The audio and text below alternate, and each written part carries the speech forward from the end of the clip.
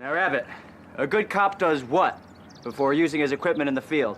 They test it? They test it, exactly. How you shooting today, Thorne?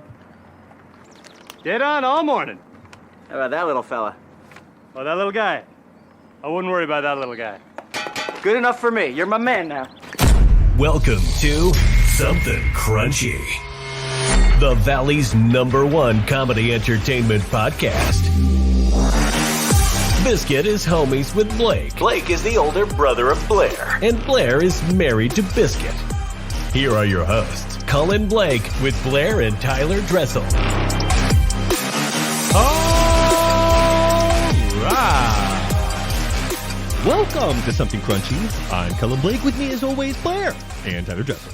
Thank you for joining us by way of 97.3 The Rattler or wherever you get your podcast. We have an incredibly crunchy guest joining us tonight. He's a member of the Broken Lizard comedy group, a writer, comedian, actor, and producer. You've seen him in Super Troopers 1 and 2, Club Dread, Beerfest, Tacoma FD, and Quasi, now available to stream on Hulu. Please welcome Steve Lemme.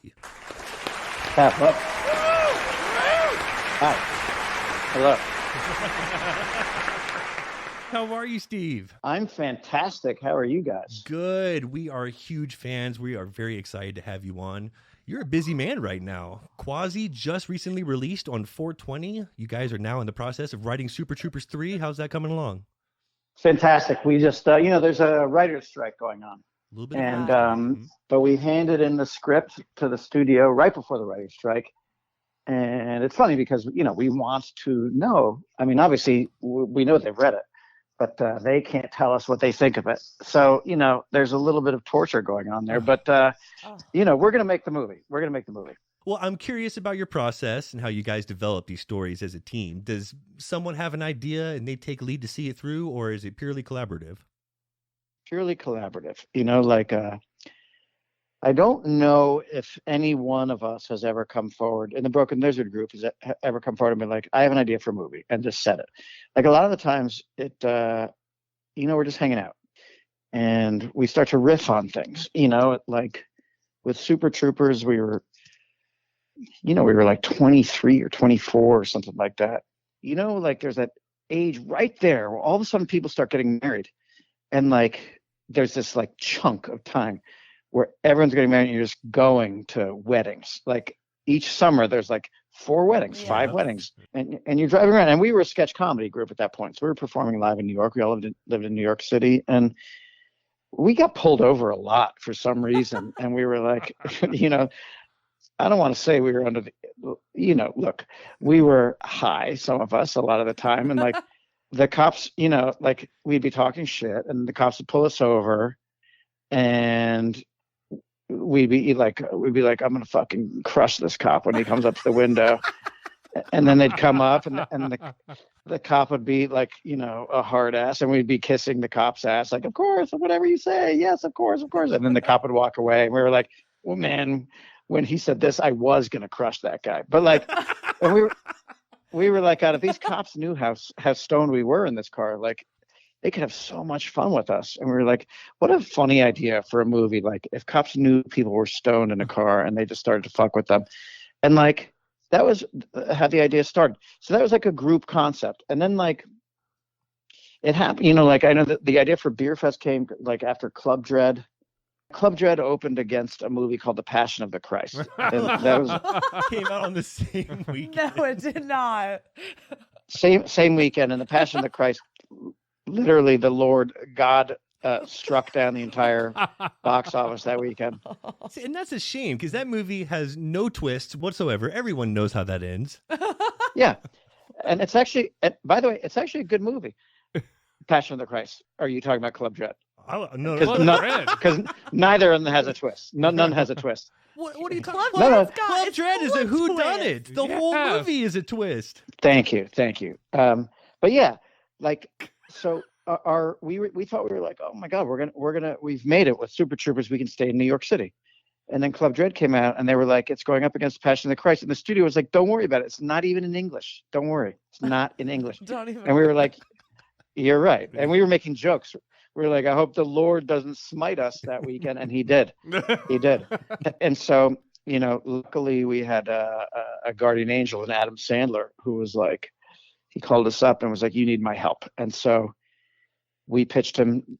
So, So the point of the story is that like we were so depressed on literally like that weekend. We made less money than Super Troopers did, and we were following up on Super Troopers. Right. We were supposed to make a lot. The movie was supposed to make a lot more money. We were so depressed because basically our careers had started and ended very quickly, and we were all in a room together, and we were mad because the reviews were so bad, and they were like, these guys don't even write a second draft of their movie, and these guys don't even want to come up with original plots for their movie. And we're like, fuck you! Like we're trying so hard. And like there are great jokes in this movie. We love these jokes, And thank you, Blair. Thank you. And they were like these guys are juvenile, and they're like frat brothers. And I think Kevin Heffernan was like, if they want to see something juvenile, we should just make a movie called like Beerfest. And we were like, ha ha. We were laughing about it, and we were like, wait a second, what would Beerfest be about? And then we started to riff about it. And then we started to riff about how like it was guys who were just mad at Oktoberfest. And so they try to start a competing Oktoberfest in America. And then they're like, well, how do they compete with Oktoberfest? And they're like, well, we're going to allow underage drinking. And then we were like, how do we do that? And then we were like, oh, you do it on Indian reservations. And we're like, it's literally a nationwide competition with underage drinking and on Indian reservations. We're like, that's so irresponsible. We can't do that. and then we decided to bring it back to the movie Bloodsport, which was like, okay, it's at Oktoberfest, but it's in a tiny underground arena. And that's how that movie came about.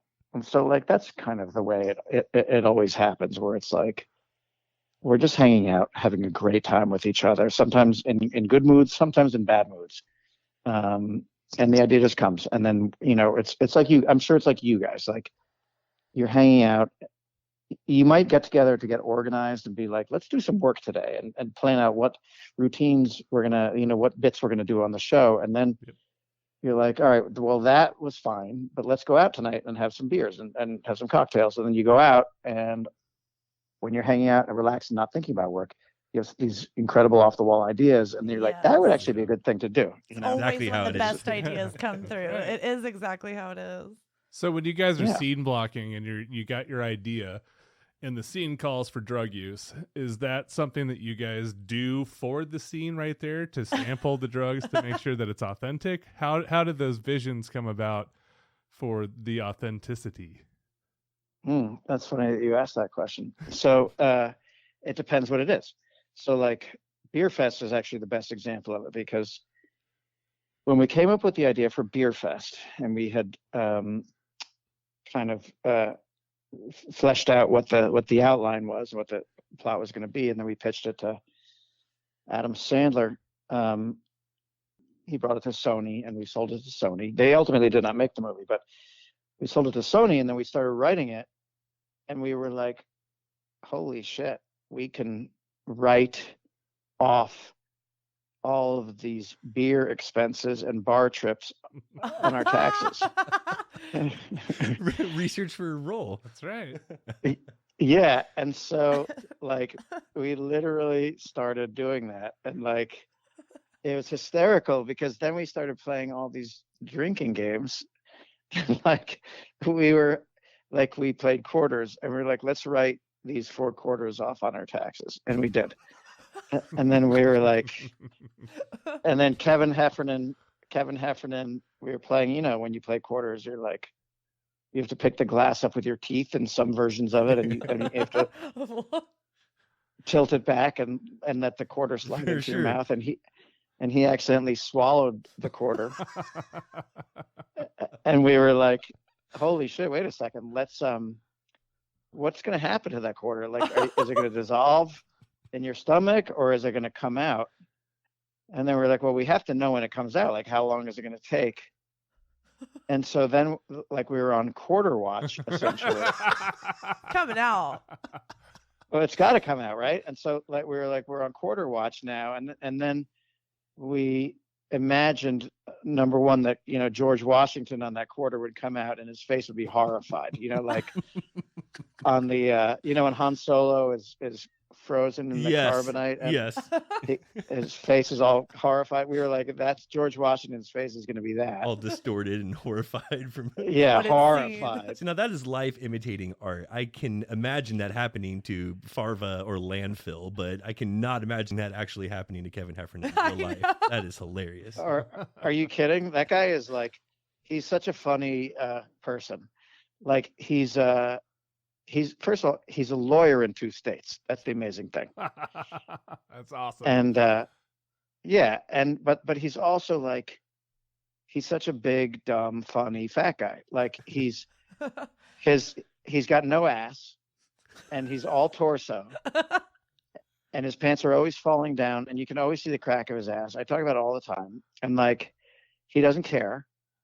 And the fact that he swallowed the quarter, like while playing quarters, we were like, you're so fucking dumb.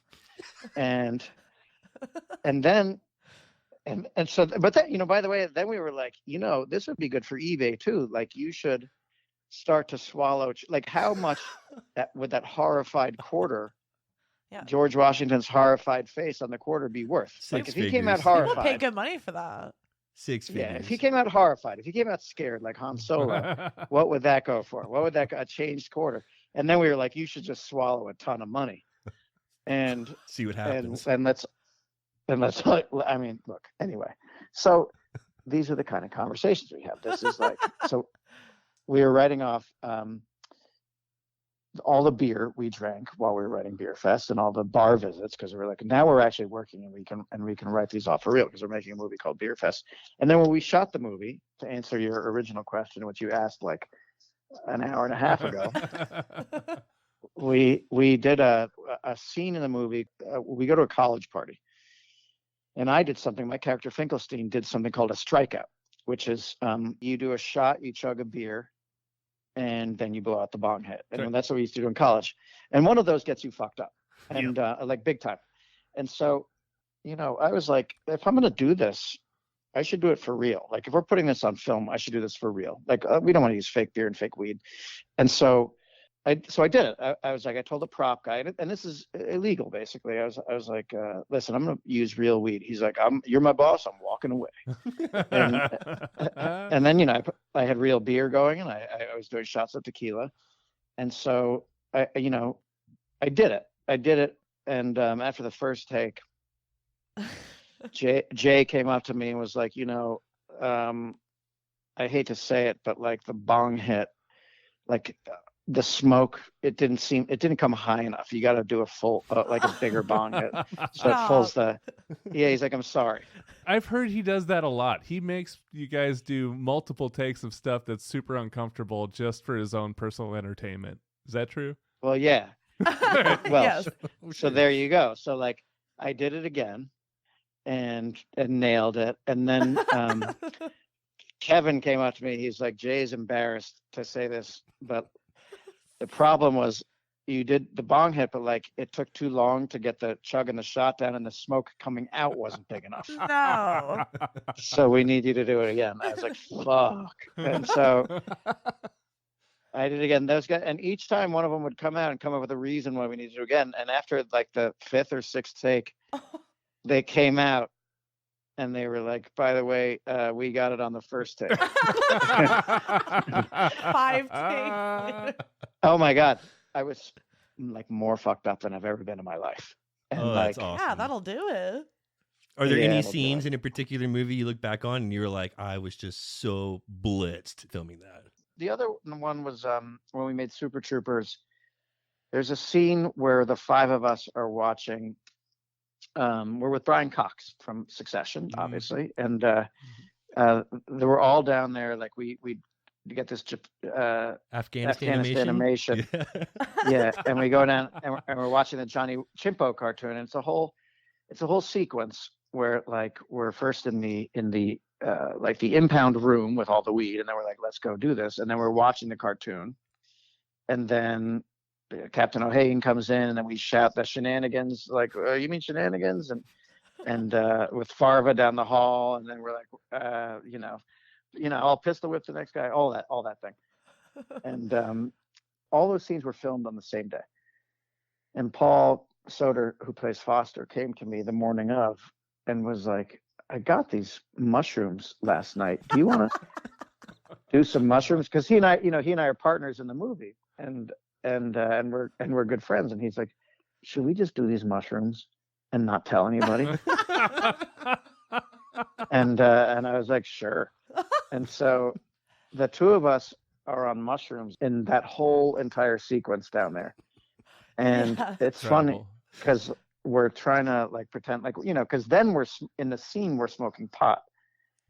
And like all the guys were like, the other guys were like, Jesus, you guys are so fucking awesome in this scene. Like, you're so convincing that you're high.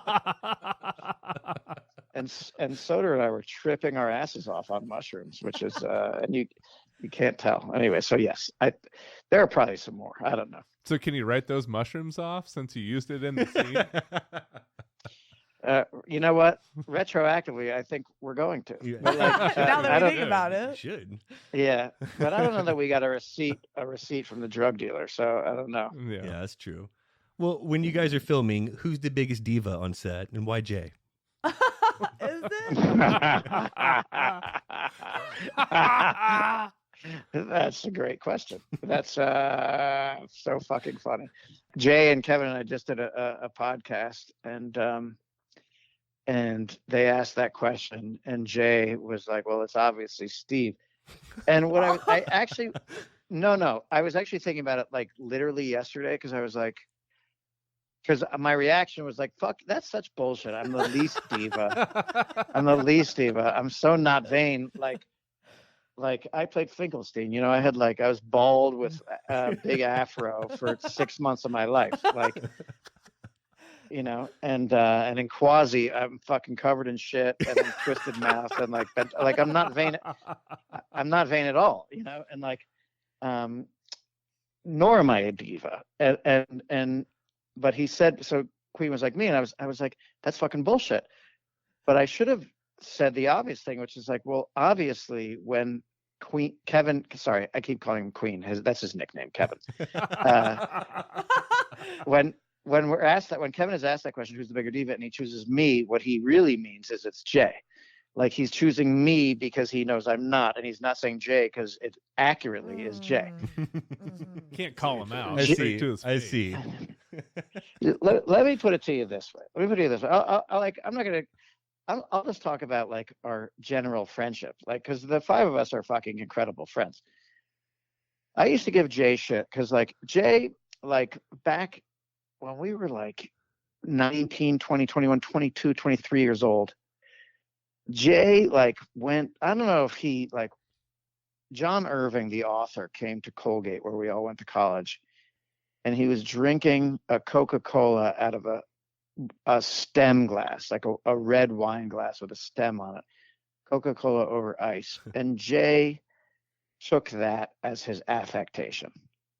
And so like we would be like stoned at 3 a.m, all of us. And we would order from the deli in New York City. It would be like roast beef sandwiches and tuna sandwiches and chips and and Jay would always pour himself a stem glass Coca-Cola. And in my apartment, where we hung out a lot of the time, and it was like, first of all, I didn't have one at the beginning, and then I had to get one for him.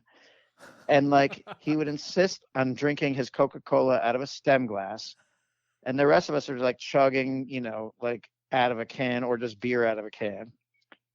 And he would also like, we would all be eating the sandwich out of the paper, and he would insist on going into my cupboard and getting a plate and taking a sandwich out of the wrapper and putting on the plate. And then he would leave these things in my sink.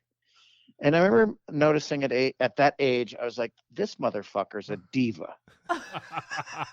Who gets an actual plate? For a deli sandwich? For a deli sandwich. Come Like, on. just, it's double papered. Just eat it up. It's nice paper. And like, yeah, like, and who are you to wait that long? Like, open the fucking thing and eat it. Don't put it on my plate and then not wash it. And don't, like, my fucking stem glass, like, you're making me nervous. I got one now and you're going to break it. And like, you know, and also like, I don't know. Anyway, I could delve deeper, guys. I could, but We're here for it. You're like, I could show my work on Let's this. get into the stemware. Yeah. I don't want to air out dirty laundry. Don't I don't want to air air out any dirty dirty laundry. No, of course not. Well, let's talk about Quasi. This seems a little different for you guys. A period piece just recently released, and you play the main character. Tell us about Quasi. The movie is about a hunchback, medieval France, who gets caught in a feud between the king and the pope. And they each assassinate him to kill the other one. So obviously he's kind of fucked. And he develops a relationship with the queen, and he's got a best friend who only keeps him around to make himself feel better. And, you know, it's a coming of age story and a bit of a zero to hero story. And so this is something that we riffed about this back at exactly the time that we were riffing about Super Troopers. And we wrote these scripts at the same time. You know, Super Troopers being like we had made a movie called Puddle Cruiser first, which we made for about $125,000. Wow. And nothing happened with that. Even though we won a Best Film Award at the Hamptons Film Festival, and we played at Sundance, and Entertainment Weekly magazine reviewed us as the most entertaining movie at Sundance, and we didn't sell. And so we were like, okay, well, we got to do something here. Let's really bombard the market with scripts. And so Super Troopers was this movie that we really loved. And we were like, we can do that for cheap again. And then we were like, but let's also write a couple of other movies. Let's write a middle range movie and a higher range budget movie. And so Quasi was the middle range budget movie that we wrote. And it was based on this, you know, it started, I was working at a record store at the time. And we had this guy there was this guy that worked there that in the jazz and blues department that spoke out of the side of his mouth. You know, he was a side mouth talker. And he was kind of, you know, he was a lonely guy, and you know, he talked like this a little bit. And this would be better if you could see me doing it, but like, he would corner me sometimes and just give me his whimsy, you know, his musings. And he would be, you know, this one time he was like, you know, Steve, the saxophone is the loneliest instrument on the planet, and I have a saxophone and I like to play it sometimes just sitting in my window on hot, sweaty summer nights, and I'll sometimes just make up a song, you know, probably for a woman who does not exist in my life. And yeah, I know and I would go, oh, but he would have these musings, and I would go to hang out with the Broken Lizard guys and tell them about this guy and do this character, and we would fucking riff on this guy and imagine him like blowing the saxophone out of the side of his mouth, and then like who would date him, and we were like, God, like who is this guy? And we started to imagine this guy, like this character is a hunchback, and then we just like start to beat on him, and then the king orders him to assassinate the pope, and the pope, you know, and like we just went down this road with this guy and started writing the script, and that's how it came about. And we decided, God, this would be the one where we could play multiple roles like Monty Python did. Yeah. And it became this like awesome homage to Monty Python, and we just literally over the last 20 years we were doing these drafts of the script, and then when Super Troopers 2 came out, we foolishly didn't really have anything to go out with, and which in filmmaking 101 they'll tell you is the stupidest thing to do, but we decided to go out with a script, and you know, as what you do as a courtesy with the studio that's just released your most recent movie, you give them the first look at it. And so we did. We showed it to Fox, to Searchlight, and they were like, yes, let's do this movie. And so it was actually supposed to be a theatrical movie, and then COVID happened, and they struck up a deal with Hulu, and they were like, do you guys want to like redo the deal and maybe do this as a streaming movie? And we were like, absolutely. Sure. So we did it with Hulu and Searchlight, and so that's it. So it came out, and that's where the idea came from. And we had a blast shooting the movie, like an absolute blast, and we all loved the way it turned out. So it was incredible. Oh, that's great. And available to stream right now on Hulu. It's also deliciously violent. When you're not working on a project, you are promoting a project. What do you like to do when you're not working? It's so funny because Kevin and I have a TV show called Tacoma FD. Yeah. And that's on, you can see it. It's on, the first 3 seasons are on HBO Max, and then it airs on True TV. The new season, Tacoma FD season 4, will be, I think it's July of this year, coming out on True TV and TBS. And we've been working literally the last 5 years. We've been working steadily on that thing. And it's funny because now we've finished editing, and now we just had a movie come out, and we're waiting for this, the new season of our TV show to come out, and we're on strike. The writers have a strike going.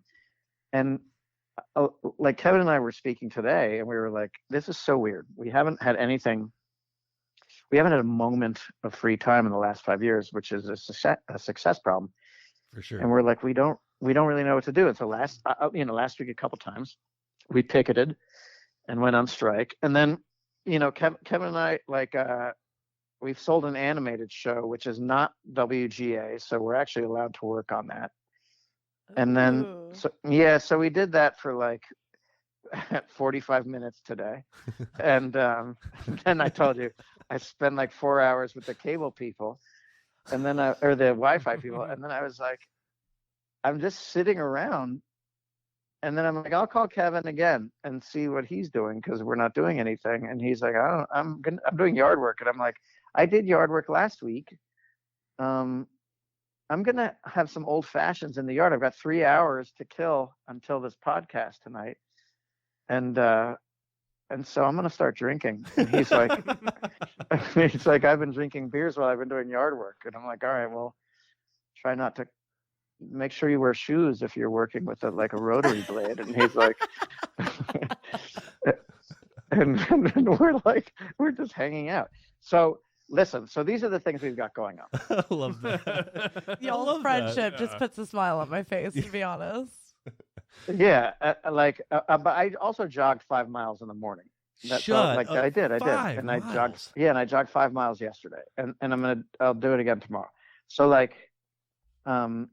but I did that after I dropped the kids off at school. So this is what we've got going on. So obviously the movies come out. We've handed in Super Troopers 3 to the studio, so we're going to do that. That'll be next. Kevin and I have Tacoma FD coming out this summer. That whole network is in crazy disarray. HBO Max, TBS, TNT, and True TV. I don't know if we'll get a season 5. Really? Yeah, I don't know if and the show's great, and it pulls in great ratings. It's an incredible show. But I think, who knows? But so, Kevin and I sold an animated show, which is amazingly animation on TV is not part of the WGA. It's part of something else called IATSE. Oh, that's interesting. And congrats. That's awesome. Thank you. So we're actually allowed to work on that. It's a different union. It's a sticky situation, but and then let's see. We have Broken Lizard wise. We have a few scripts that are already written, and we want to set those things up, but we can't do that right now during the strike.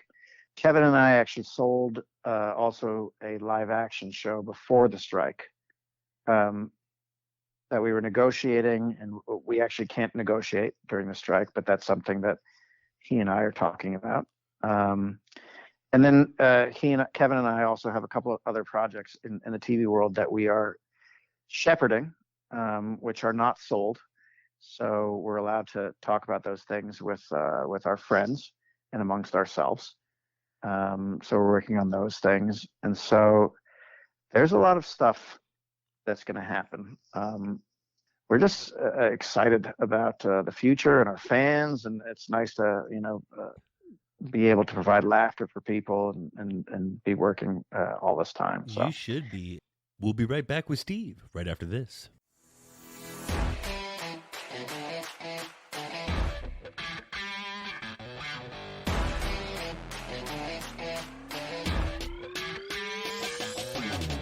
Hey guys, thanks for listening to Something Crunchy, and I hope you're enjoying the episode. It now pays to crunch down every week because we're hooking you up with big discounts from big brands. Up to 35% off Invicta watches using code CRUNCHY and apparel from 8080, where in addition to 10% off using code CRUNCHY, every dollar you spend goes toward an entry into the Dream Car giveaway. Don't forget to join the Something Crunchy Facebook group for updates, polls, and the web's crunchiest memes. You can find us on Twitter at crunch_cast, and feel free to send any questions and your track submissions to somethingcrunchy@gmail.com. Now, let's get back to the show.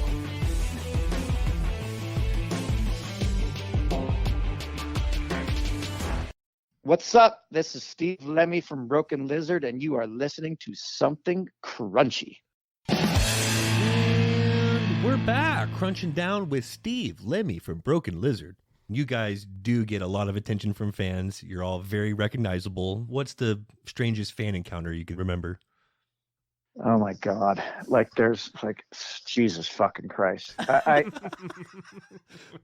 mean, we can do like a top 5. I've got like holy shit. Okay, well, like aside from the ones when people want to come up and try to kill you, like there's What? like we had we had one guy who came up at a live show, and this was the reason why you're like, we need better security.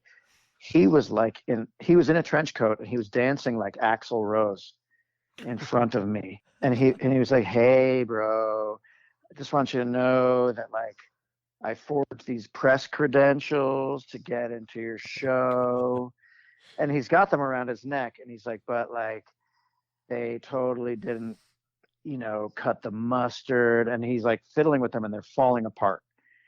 And he's like, the lamination didn't work, so then I had to buy a ticket instead. Oh my God. And I just want to know, what's the temperature in Hollywood these days? And like, he's literally dancing that serpentine dance that Axl Rose used to do, and you're like, fucking giving the high sign to security. That's a little gentle one. Okay, that's a little appetizer for this. I had a woman. Okay, so like, I got recognized at a New York Rangers ice hockey game, and I was with a buddy of mine from high school, and we were in the front row of like, so like there's the ring around the hockey arena, and then there's a catwalk that goes all the way around, Right. and then there's the next section up. So I was in the front row of that section with a friend of mine from high school, and between periods, like a couple dudes recognized me, and they're like, "Hey, what's up? Can we, what's going on?" They were like, "Can we take a picture?" I was like, sure. And we took, then they were on the catwalk, and we took a picture together, and then they stuck around and then took another picture. So like my level of fame is such that like, if I have a mustache, I'm more recognizable. If I don't have a mustache, I'm not likely to get recognized. And in either scenario, well, so like, if I don't have the mustache on, like in that case, especially Madison Square Garden, New York City, or Los Angeles, for instance, like when random people go up to somebody and want to get their picture taken, then other people take notice, and they're like, "Who's that?" Yeah. And in that case, when people are looking, they're like, "Oh, it's the guy from Super Troopers. It's the guy from Beerfest. It's Tacoma FD." And so then what can happen is more people might come up then, especially between periods. And so like that's what started happening, and a couple people started gathering around, and then more people started gathering around. And then the usher came over and was like, let's just keep the catwalk clear, and let's form a line here because people do have to walk. And so now it was like a line of like a bunch of people, and then all of a sudden, and it was just college dudes or dudes, sporto dudes with like baseball hats on backwards. And then at the end of it, all of a sudden, like a 45-year-old like school marm got on the line, like a middle-aged lady got on the line. And my high school buddy was like, "Is she in your demographic?" I was like, "Not at all." And we were like, "What's she gonna say?" And so people like would take the pictures and maybe sign an autograph, and then like people would move on, and then like a couple more guys would come forward, and then we'd do the thing, and then like they'd go, and a couple more, and this lady was politely waiting her turn, moving up step by step. The third period started, whatever. She kept, coming up. And finally, it got to be her turn. My friend and I were like eager with anticipation. And she came up to me with her turn, and she slapped me across the face. No. As hard as she could. And she goes, "You're the reason my son dropped out of college. Beerfest." And stormed away. Come on. And stormed away. And I was like, that's fucking bullshit. Like, because my friend was like, "Does that happen often?" I was like, "No, that's the first time." And I was like, "That's fucking bullshit. Like, it starts in the home. That's not my fault." Like, Starts in the home. He would have dropped out anyway. Feels like a you problem to me. Yeah, I'm like, I didn't fucking do that. I bet he watched some other movies and did some other things. But so that was a weird one. Jeez. I had a woman come up to me and ask me to have sex with her as Finkelstein. Oh, Really? wow. Role play. In character. She wanted me to like be like, talk like this and have sex. I was like, "What do you mean? Like, you want me to be like, oh my God, yeah, you feel so good," like that kind of thing? She's like, "Yes, I do." Of all your characters. This is incredible. I love that was the choice. Yeah, I've always wondered how often character actors get asked to do up their characters in the bedroom, and I always assumed Mac would be your most requested jam. But wow, It's so funny. to have Fink. Oh my! You know what's so fucking crazy is that that character, amazing. Like that interaction that happened right there. Finkelstein is the one that it's happened with the most. No Wow. way. Wow. That's your most requested. That's your Hotel California. Your stairway Now to listen, heaven is Finkelstein. Yeah, and I've been happily married for 12 years now. I'm not saying that happens now, but like at the when time, it did? like I don't even want to go into it. Like it's so crazy. Like it's the most bizarre thing. It's like I played a guy named Juan Castillo in Club Dread, and I'm like, yeah. You did. never once. I love that it was Finkelstein. Maybe the hair just does something to people, You had the accent, the tan. It reminds them the of somebody Juan. in their family that they like. Juan was definitely your most bangable character, and Finkelstein's most requested. That is hilarious. I love hearing Yeah. that. I'll tell you another Finkelstein story, and this is oh my God, there's so many. Like, it's crazy. It's like so Finkelstein, like when we were shooting Finkelstein. So here's what happened. Like, I had just broken up with a girlfriend, and I was like, literally like a week before going to shoot Beerfest, a longtime girlfriend and I broke up. And I was like, okay, well, the silver lining here is I'm going to Albuquerque. We're going to shoot our studio movie with Warner Brothers, and I'm going to get so much action, and then, like immediately on day one, we shaved, we shaved 3 inches of male pattern baldness into the front of my forehead, and then, to the top of my head, and then permed the rest of my hair. And that's what I did for those first 3 months. And remember, I was like, yeah, I'm going to go lay down some action here. And so like the first week, it would be like, hey, we'd be in bars. We even be with the, I'd be like, hey, I don't really look like this. I'm making a movie. And already the girls were like, fuck you, that sucks. And like walking away. And I was like, oh my God, I'm never gonna get action on this thing. I thought I was gonna get so much action. I'm like, look at myself in the mirror. I'm like, this sucks. And so I was like, you know what? Fine. So be it. I'm playing this character. I'm making a movie. This is actually kind of relief. Like, you know what I'm gonna do?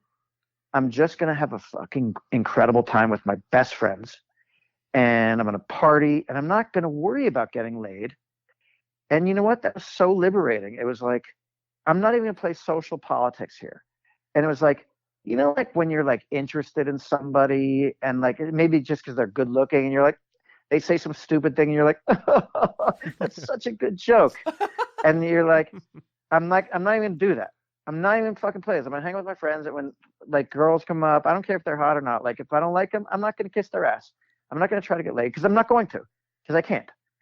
And so what happened was I just started having a great time with my friends, and literally the first night I employed this technique, of just being like a regular guy and not hitting on somebody as a stupid person and just having a great time and like not suffering anything.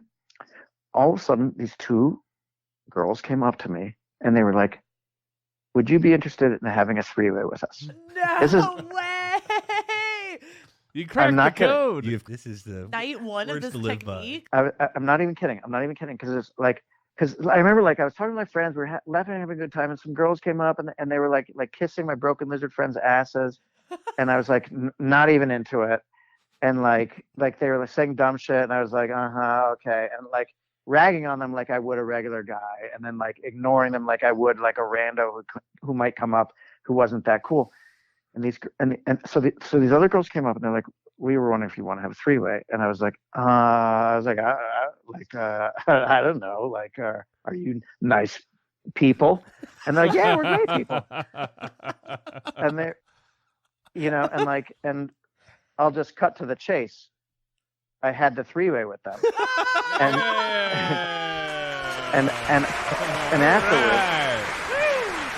afterwards, and I know I'm sounding braggadocious right here, but afterwards, they were like, I was like, what? So what? You got to tell me what happened here, because like that's never happened before. And they were like, well, we just looked across the bar and we identified you as the biggest loser in the bar, based on the way you looked, but like then the way you were carrying on, like you didn't have a care in the world. You're having the best time, and you and your friends were laughing, and you were kind of like at the center of it.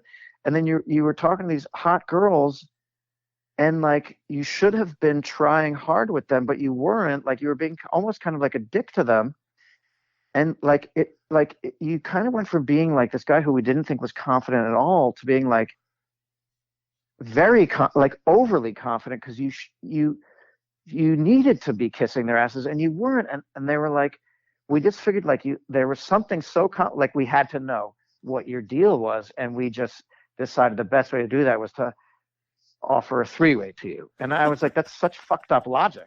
And they're like, we know, it's so confusing. And here we were lying in bed, and here we are now. Here we are. And exactly. And then they became my girlfriends for the whole shoot. What? And it was like, I know, this is what I'm talking about. Love it. And by the way, you're the first people I've ever told this, and it's only because I've had 3 cocktails right now. But like, well, thank you. So glad you had those old fashioned. You got to write a book. Well, this is what I'm talking about. It's like, you're talking about crazy fan interactions, and it's like, but this was like peeling back this other thing where I discovered, like, I started telling guys who would get annoyed with me, I'm like, you gotta just like stop giving a shit about stuff like Yes. social politics. Like, if you really want to meet a girl, just don't meet her. Just try not to meet her. I don't know. It's like it's crazy. But I was like, also then shave your male pattern baldness into your head and perm an afro onto your head. You're gonna do great. All you gotta do is perm your hair. Your Albuquerque freeway. You'll never forget Kirky. Is the Albuquerque smirky quirky, and like I even had another Finkelstein thing that happened. I don't know if you guys want to keep hearing Finkelstein stories. Yes. They're all sex stories though, Blair. I hate to say it, and that's the thing. This is why we love this, Steve. It's right on brand for us. Yeah, we're here for this. I'm telling you, literally, I played Mac, I played Juan Castillo, and those guys. Maybe Mac got a little action, but like Juan, nothing. Like literally nothing. Blows my mind.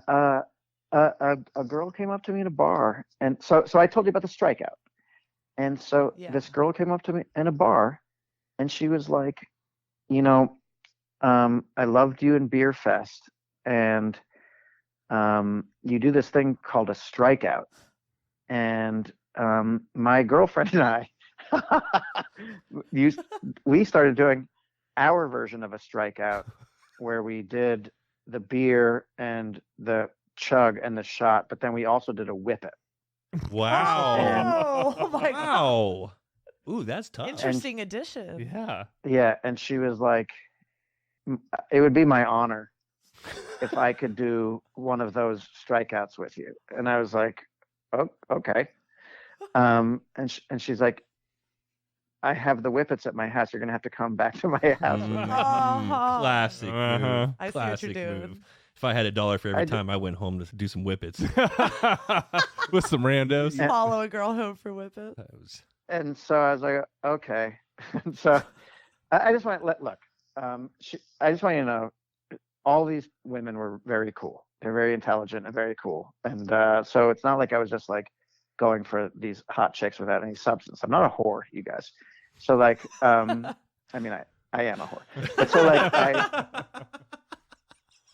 so I went with her back to her house, and I told I told my friend, I was like, I think she just wants to fuck me. And he's like, you're probably right. and but we went back to her house, and so we did it. It was, we would do half of a balloon, and then part of a bong hit. Like this is really hard to do, because like you have to inhale so much. Yeah. Sounds hard. You got to be in shape. Yeah, and so it was like half a balloon, and then like a pretty good sized bong hit, then the chug, and then the shot, and then the other half of the balloon, and you're basically, and then blow it all out, and then you're just fucking completely out of your. And then so I did one, and then she did one, and then she fucked me, and moral of the story. Well, but here's the thing. Here's the thing. Is that she had a punch bowl full of whippets, and she brought them into the bedroom, and she would fill up a balloon. I can't believe I'm telling you guys this. We're loving this story. Yeah, I'm taking my shoes off for this. You should take your pants off. She was on top of me. We were naked, and she would fill up the balloon with the whippet and stick it in my mouth, and I would do a whole whippet. And while I was like tripping out on that whippet, she would fill herself up with a whippet and do that. And do that. Blair, are you writing this down? Yeah, I'm getting tips and tricks here. This is great. Dude, this was one of the wildest ones of my life. Like, it was like we just went back and forth, like her just cracking whippets and filling them up and giving it to me, and then doing one herself, and then like having sex, like when both of you are just like when a girl is just like alternating whippets with you and her, is pretty crazy. And then the funny little punchline was that like later on afterwards, like I rolled over onto the wet balloon, and I thought it was the used condom, and I had a little mini freak out for just 1 second. And anyway, that sounds like such a great experience, though. My friends and I had our own version of the strikeout, but it was 151 and NyQuil, and then you take that shot in the bong rip, and then or bong rip 151 NyQuil. Brutal. Yeah, everybody's got their own version. Look what y'all created. Yeah. Blair, what's your version of it? I mean, I don't hate this whippet idea at all. I mean, I'm definitely might have to jot adopt that one down for later. I mean, I'm a classic strikeout gal. Like, I love how you set it up. That's good for me. Classic strikeout. Yeah. It's so good. It's so good. There were some dudes. I honestly, I don't do cocaine, but there were some dudes. They called it a whiteout, and they used to put a line of cocaine in there, which is like ridiculous as well. I'll punch it up. When did this become like the nastiest podcast in America, by the way? We asked ourselves that like no 3 seasons idea. ago. Yeah, I know. like, We just went in that direction. Who we are. We're a family podcast. Like we're brother and sister, Says husband and whoever. wife. Yeah, and like we're all kind of related. I don't know how we evolved into this, but this is exactly on brand. Yeah. Yeah, that's Something good to crunchy. know. High praise. Thank you. Good to know. Yeah, you were just on Whiskey Ginger, and now here you are a few weeks later, and we get the title Nasty Podcast. Yeah. I loved Whiskey. The Whiskey Ginger is a great podcast. It's a great podcast. Santino's. We're big a good guy. fans of him. Yeah, he's a good guy. We're in a legal Yeah. state. You guys have a weed brand called Smoking Lizard. You've also made a couple of the most iconic stoner comedies as well. Do you still partake? Yeah, I do. You know, like it's funny because I have kids now, so it's not as. And I'm older. It's like sometimes now I find that like the weed hangover as I get older, and like when COVID happened, I was like, I'm just drinking and smoking all the time together all the time, and I'm like, you know, it's like I now I'm much more selective about when I'm gonna do it. Like and I'm also a little bit more educated in terms of like, well, tonight I'm going to throw down a little giggle weed because I want to giggle. And then other times I'm like, you know what? I want to get a little one of these sleepy weeds in my system because I just want to crash. But like, you know what? I'm getting into a little bit more like microdosing mushrooms. That I find is like, Yeah. It's the next well, it's step. incredible.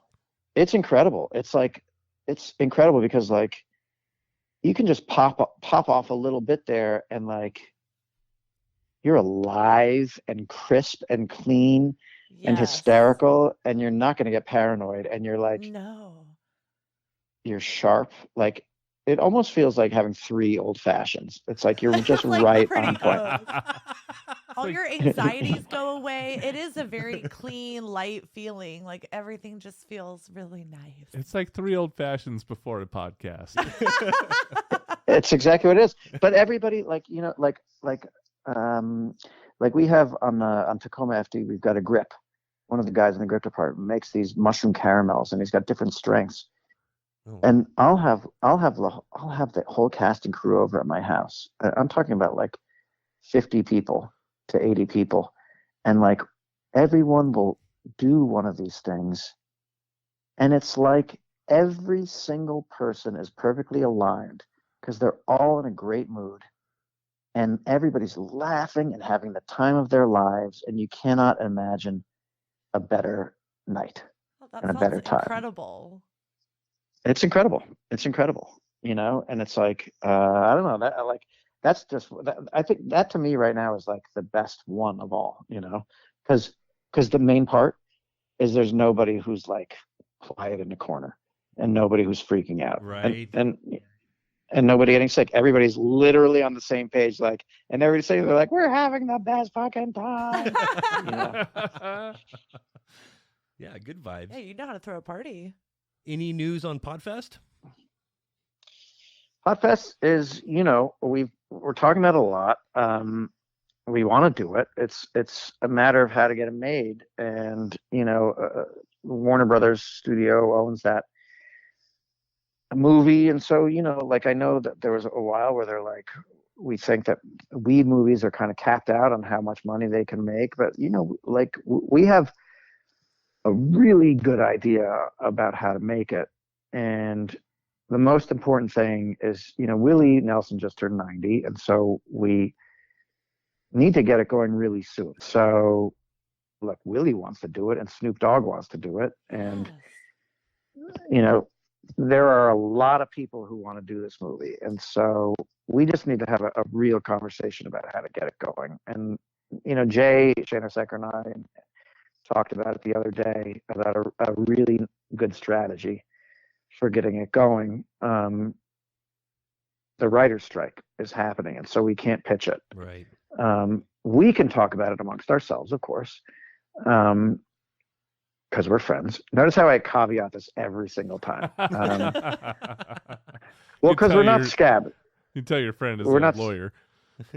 No, we're not scabs, and you know the writers have a really shitty thing going on right now. Like you know, definitely. We've been picketing, and it's just kind of fucked up. Like there's a lot of, like, you know, the fucking studios want to carve out a clause that AI can write scripts and that we could be pushed out of jobs. Like, you know, and that's not even the big one. But here's the thing. The studios created the residuals in the first place because they didn't want to pay writers up front. And so they created a system which was, okay, if a movie does well, if TV does well, then you'll get residuals. That's how you'll make extra money. You'll be incentivized. So they created that system. And now there's the streaming services, and now they're like, now we don't want to pay you residuals. And so it's like, fuck you, motherfuckers. You want to have your cake and eat it too. Like, you created this, and now we are asking for that. Like, now you don't want to pay us up front, and you don't want to pay us in the back end. And it's like, fuck off. You're making so much goddamn money. You don't even report how many people are watching these things. And it's like, you literally cannot direct or produce or act in something if nothing exists. Right. And we're the writers. Like, we know that you think that in the movies it's the director's medium, and in TV it's the writer's medium. Frankly, it's the creators. and you don't want to pay people residuals to write on these things. These things don't exist without the writers. Right. That is the first. That is where the idea and that is where the product comes from. And so like, and the residuals are 2% of your profits. They're 2% of what you make. And you've got studio heads who are like, we can't afford it, but the studio heads are making sometimes $100 million in salary. Right. Ridiculous. And it's like, just fuck you. Anyway, so that's what the strike is all about. So we're not gonna scab out and do that, but like obviously we're, you know, every writer in Hollywood is still meeting with their partners and still writing down their ideas and still writing spec scripts, because, you know, the smart thing to do is write a spec script if you're a writer, because when the strike is over, there's going to be a void, and studios are going to want projects, and if you have a spec script, that's the best chance in the world in your life that you're going to have to sell a spec script. And so that's good to know. Writing that down. Yeah, write that down. Script. Good advice, and thank you, Steve. Well, we like to play a game on every episode and include our guest as well. Our Crunchtastic R&D department came up with a little something to explore your dynamic with the other lizards. If you'll indulge us, I'm going to give you a couple hypothetical scenarios, and you tell us the best fitting lizard for each. Okay. Okay. Your son is getting married. He wants the most epic bachelor party ever. Needs the right Uncle Lizard to step in and ensure it won't be forgotten. Who's taking the reins here? That's me. That's you, 100%. Oh, you're in charge. Making sure it gets done right. Wow. Okay. Love it. Yeah. I mean, come on. Who else is it going to be? Who else is it going to be? Okay. All right. So we got Party Steve. You need an emergency, full-on manscaping, the works. It's been a while. Everything needs to be lined up. Who are you most comfortable with grabbing the mower? Oh. Oh. No. I said ho. Oh. No, definitely not Paul. No. Like, look, if you've got remember like when there was a thing called the Brazilian? I do. Of course. Remember the Brazilian? Okay, so Paul and Eric and Kevin, those guys have what's known as a Bulgarian. Ooh. Like those guys don't manscape at all. They're the hairy fucking dudes. And Jade, by the way, I'm the guy. It's me again. So like my wife is from Miami, and she's 12 years younger than me, and like her vagina is where pubic hair goes to die, and I'm the first hairy guy she ever had. So like I'm very manscaped, and so I'm the guy. So okay, so you're in a hostage situation. Terrorists have lined you up. They say, we will give one of you 5 minutes to make us laugh, or we're destroying Nakatomi Plaza. Who are you sending up there? Oh, that's a good question. I would say probably me, but like you got the tightest five. Okay. I'm going up. You can trust me. Well, I'm trying. Yeah, no, I think it's probably me. Clutch. Okay, it's me. No, because for sure I'm fucking clutch, and also, I'm sweet that way, and like triple threat guy. I'll do it. It's me. I'm Okay. sweet that way. I'm handsome. I'm clutch, and I'm sweet that way. Yeah. Oh, that's perfect. Okay. Yeah. You guys reimagined a classic in Quasimodo. If you were to take on the broken lizard version of Batman, who would be most likely to put on the cape, and who would make for the best lead villain? Okay. All right, this one is more fair question. Okay. Let's see. That's hard. I mean, look, it's like I would say I'd be Batman again, because like I look good in a cape. What can I say? I mean, because like I'm mysterious. You got the best and, chin out of the group. I have the best chin and the best jaw of the group. Definitely. Very important. And the best body of the group. Yeah. Frankly, let's just Hands Christ, down. let's be honest. No And the best question. voice too. No I question. mean, if we're being Oh, honest. thank you. Thank you. Jay, it's funny because Jay likes to say that he's got the best voice, but But his voice is like Ray Romano. You know, like He does have a great voice. I did not even think about that. That is true. But He does have a little Ray wow, Romano. never thought of it that way. yeah, but you know, he would be my second choice for Batman. I mean, but his body like it is terrible. Like he's got like scrawny chicken legs and a gut, and he's got man boobs, and you know, obviously. So I guess I have to play Batman. So in terms of the villain though, let's see. I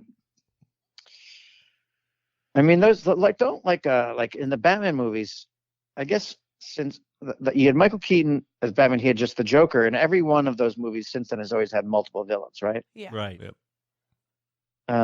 Do you want me to think about villains who have existed, like which Broken Lizard member could play a villain in the DC universe, or like make up a villain? Good question. I'm going to leave that up to you. No, fuck you. That's bullshit. Like, you have to ask me the question. Don't. All right, let's go with existing villains. Unless it takes you somewhere Okay. else. Okay. You know, Blair, way to fucking Yeah. come in. I'm just saying, if it wants to take you somewhere, ride that wave. Yeah, I would cast Kevin Heffernan as Catwoman. Love it. And Love it. So nimble. yeah, so nimble. And then like there's a Batman villain from the TV show, and definitely the comic books that I really used to love that they haven't done yet, which was the Mad Hatter. Do you guys remember the Mad Hatter? Why haven't they done the Mad Hatter? Yeah. That'd be so good. The Mad Hatter would be fucking great, because I think what you could do is a 2-for-1 there, where like Jay could be the Mad Hatter. Actually, no, like you could take like Paul or Eric as the Mad Hatter, and then the hat opens up and a pair of eyes come out and like hypnotize you. Ooh. And that could be another Broken Lizard guy. Like just his little head would pop out there. Twofer. Love it. It's a little twofer, yeah. And then maybe one of the other guys plays Al. Okay, no, I'm reimagining everything. I say, because what I want now is Kevin Heffernan to play Alfred the butler, and then Oh, yeah. so I think then Jay needs to be Catwoman. I could see And so it. then, yeah, you'd have Eric and Paul playing, the Mad Hatter. One is the Mad Hatter, and one is the eyes. Oh, that's Great. good. Okay. Great answer. It's late at night. You're all out of goof. You're in the need of some smoking lizard, maybe something a little stronger. Who is best suited to cater to these needs?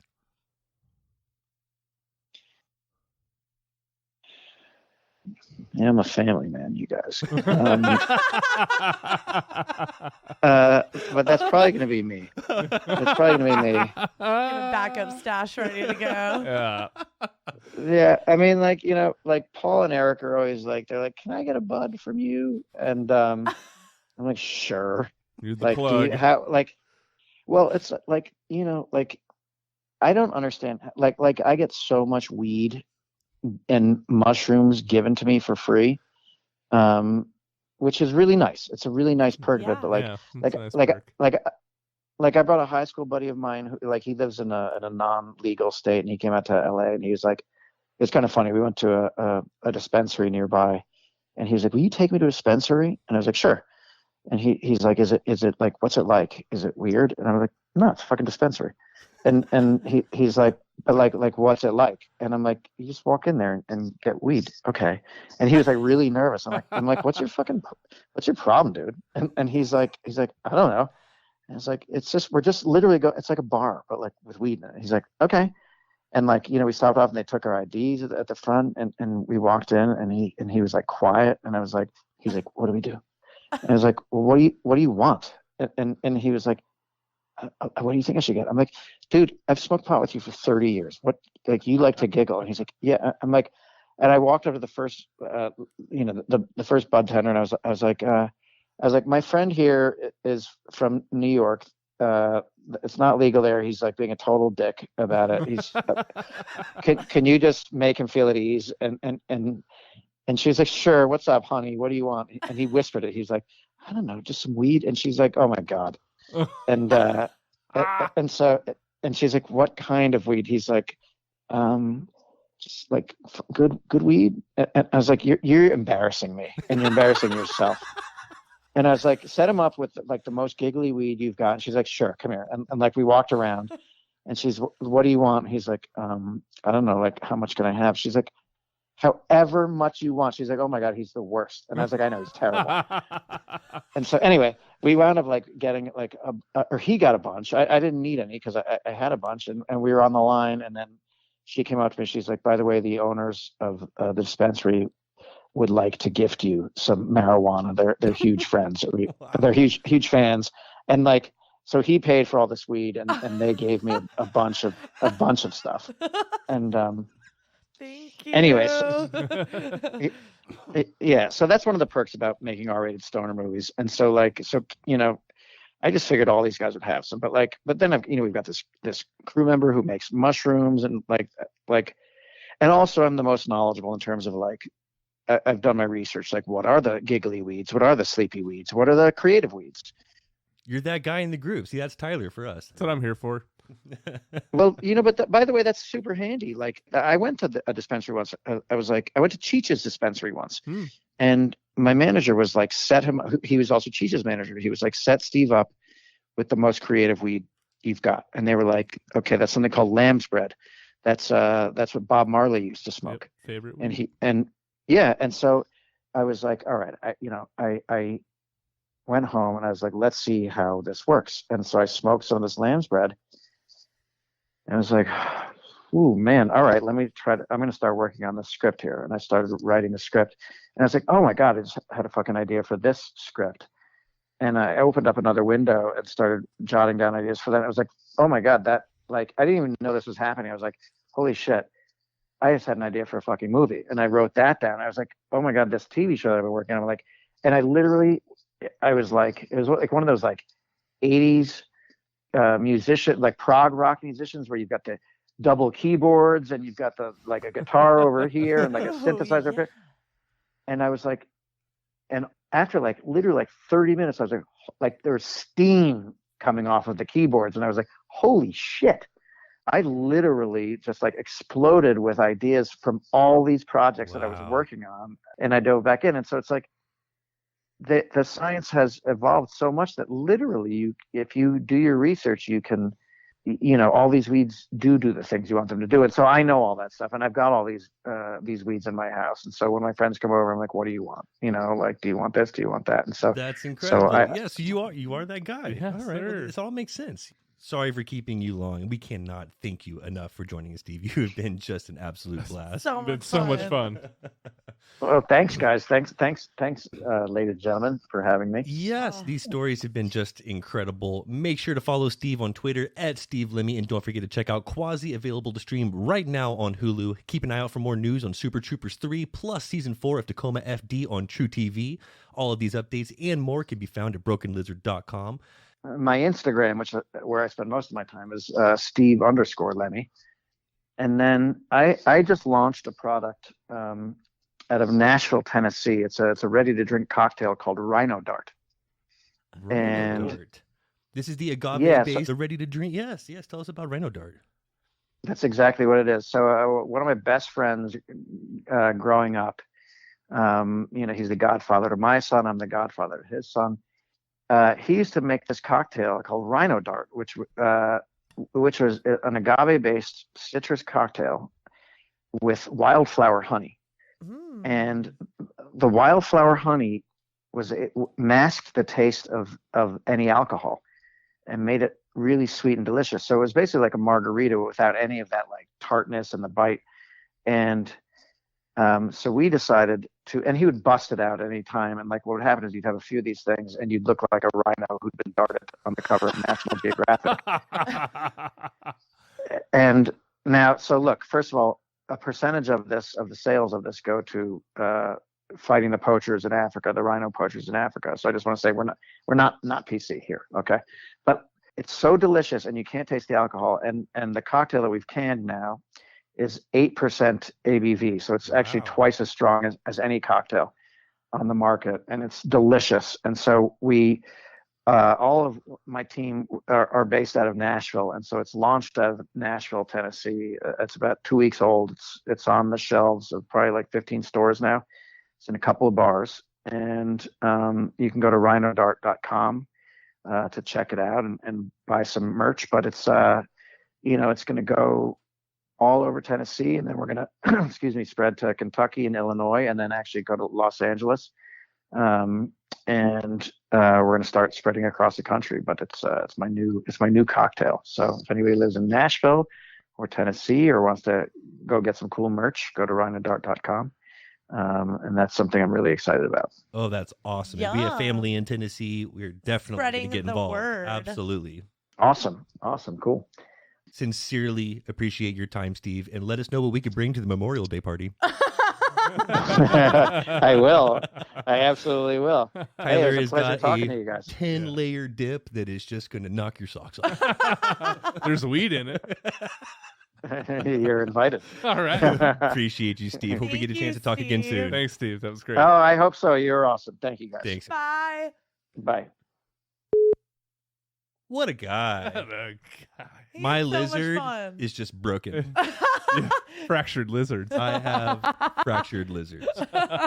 Compound Wow. fractured lizards. That is, I mean, the stories.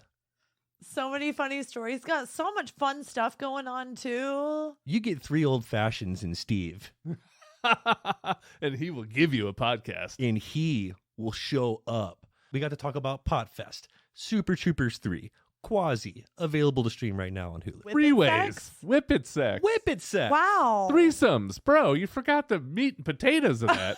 Tyler and I are You thinking don't of all glaze the... over that shit. What are you doing? You're over here thinking about his projects and Yes. promoting his stuff. And I'm here talking about whippets and threesomes. He's talking about like this awesome threesome and just living his best life. And I kind of wanted to bring up my MMW I did situation. recently get a Yeah. proposal myself. And if he had to engage in an MMW, What would he have chosen? which lizard would he have chosen Or- for his devil's three-way? Ooh. Or Steve, has call him he back. chosen in the Call him past? back. Let's call him Steve, back. we got Quick one question. last question. One more for you. question. for you. This is really important. We need to know. We can't get off air until we figure this out. My favorite thing about the whole show, we have him do the game. The answer is Steve for all of them. Yeah, that's me Yeah, again. that's me again. I really love wanted to it. tell him that I was one of the people that helped Club Dread on opening weekend. I did not see Passion of the Christ. I did see Club Dread in the theater. People worship it. People worshipped it. So much we didn't get to That's get awesome. into. He's a true New York guy. He supports all the New York teams. He's like a real Giants fan. We've had on several Eagles. They're ruthless. I wanted to get into it with the Giants, but then we'd have to tell him, 2/3 Cowboys. That's not a good look. We don't want to ruin the That's evening. that's not a good look. But while we're on the subject, I'm just going to throw it out there. That Cowboys epic drought is nearing an end. I could feel it. I'm just going to say it. I really think it's our year. Something to say about that.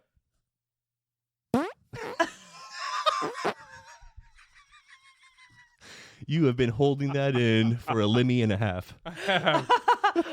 Let me tell you something real quick. Those fan encounters, he could have his own podcast just on fan encounters. So good. It's crazy. Finkelstein. Finkelstein? Wow. Finkelstein. I once heard a story where he sharted in the middle of LAX, and while on the way to go take a public restroom sink bath, he got recognized and had to stop and take some pictures. I mean, he stayed there and took a bunch of pictures. He's there taking selfies With with Pumbaa. other lizards, and he's just got a whole feces pieces situation happening. What a guy. Like, that's a true hero. Guy has stories for days. He didn't even get into that. He was like, that's not even top 5 on the fan No. encounters. No, we got way better than that. But that's a tough one. That's good. That's good. He also has a cool story about Sam Elliott. He always gets asked about mustache I was going to rides. say, is it a mustache yeah. thing? It is. And, I didn't want to bring up mustache rides, but well, you know what? That's Super Troopers. That we want to talk about new shit. And they get a lot of credit for mustache ride, but he likes reminding people that actually came from a shirt that Sam Elliott wore in a movie called Mask. And I mean, that's fair. share. Sam Elliott the has the credit. most profound stash in Hollywood, True. and he likes to make sure that he gets the recognition. Plus, he's worked with him, and he had a crazy story where he was just next to him for like a week straight doing table reads, and he would sit there dip the whole time and would swallow the dip spit. Wouldn't even spit it out, swallowed his own dip spit. What a badass. That's how you get that kind of mustache. Such a Sam Elliott. Yeah, you think it you is just get a not mustache. at all surprised. That is 100% grade A genuine man meat. That's Yes. right. Wow. He's got mustaches underneath both nipples. He's got Awesome. mustaches underneath his navel. I like how I now know how everyone is shaved a part of the Broken Lizard Club. Yeah. You know, And Jay is tight. now we have a And see- good and firm idea of who's got full bush, Yeah. who's clean shaven. Bulgarian. I'm sorry. I Love it. Didn't know there was a term. I have a Bulgarian situation going on right now. Blake. It is out of control. I like keep meaning to do it before every shower, and I'm single as shit. So there's just no reason to like really get in there and do the detail work. But it is obnoxious. It's just getting in the way, and it's driving me nuts. I can feel it as we speak. New Dream Car giveaway over at 8080. In addition to the 15% off you get for using code CRUNCHY, every dollar you spend gets you entered in for a chance to win a brand new Lamborghini plus $60,000 in cash. You do not want to miss out. Nor do you want to forget to check out SomethingCrunchy.com, where you'll find every episode or links to social media, and the Almighty Crunch Store, where you'll find all kinds of crunchy gear showing that you are a proud citizen of Crunch Nation. Join us every Friday night at 10 o'clock on 97.3 The Rattler, or wherever you get your podcast. This has been another episode of Something Crunchy, and as always, Don't ever forget to live your crunchiest life. And be crunchy to one another. Please don't forget to subscribe, like, follow, and all that crunchy good shit. All episodes can be found at somethingcrunchy.com and on all podcast platforms. Thank you for listening. You can ask me anything, Steve. Thank you. Oh, thank you. I mean, yes. I know. Okay. What's up? I love that we're the nastiest podcast. No, that's like.